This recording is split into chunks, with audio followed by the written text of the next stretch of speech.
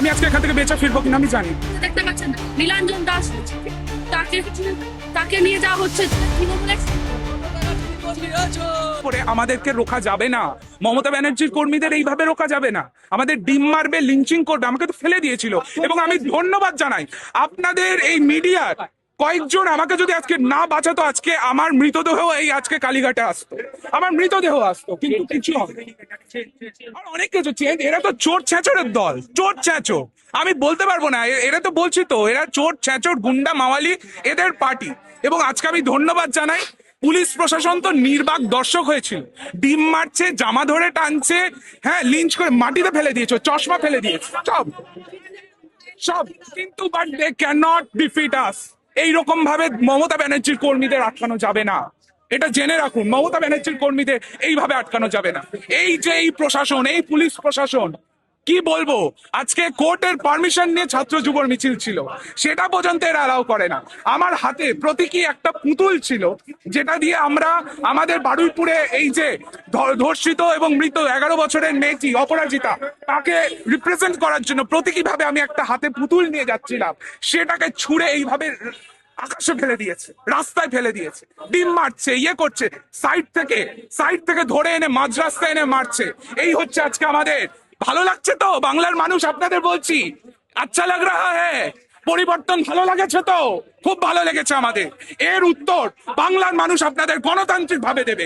এই একটা প্রোগ্রামে আমাদের ওপর ডিম ছুড়ে আপনাদের গুন্ডামি করে আপনারা আমাদের রুখতে পারবেন না। জয় বাংলা।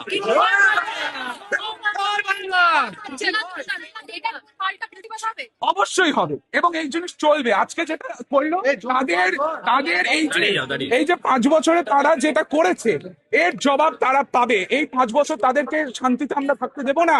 এই আজকে পুলিশের যা ভূমিকা দেখলাম, আমি তো তোমাকে ধন্যবাদ জানাবো, তুমি তো সেখানে ছিলে, তোমরা দেখেছো, অনেকে তোমরা দেখেছো কি অবস্থা আজকে করেছে।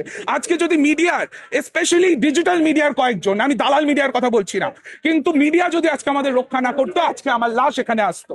আমি ধন্যবাদ জানাবো। এবং কিছু অজানা মমতা ব্যানার্জির সৈনিক, তারা যদি আজকে আমাকে রক্ষা না করতো, এখানে অব্দি না আনতো, তাইলে এখন অব্দি আমি এখন এই পৃথিবীতে আমি থাকতাম না।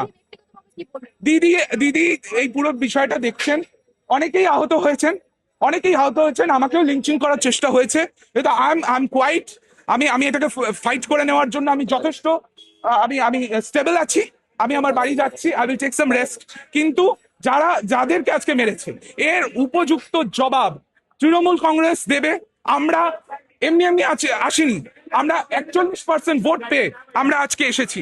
এরা যদি মনে করে আমাদের এই করে দুটো ডিম মেরে গুন্ডা মাওয়ালি এই সমস্ত পাঠিয়ে আমাদের রুখতে পারবে, তারা মূর্খের স্বর্গে বাস করছে।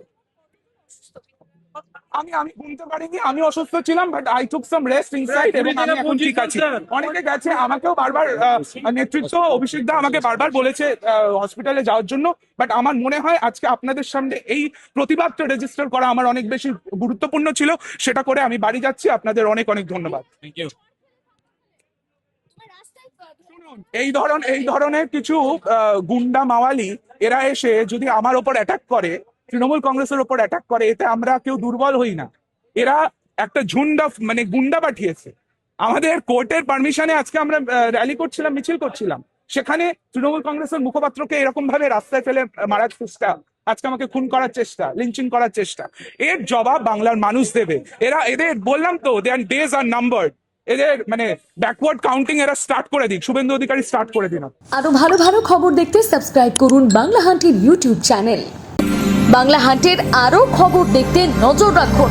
বাংলা খবর মানেই বাংলা হান্ট।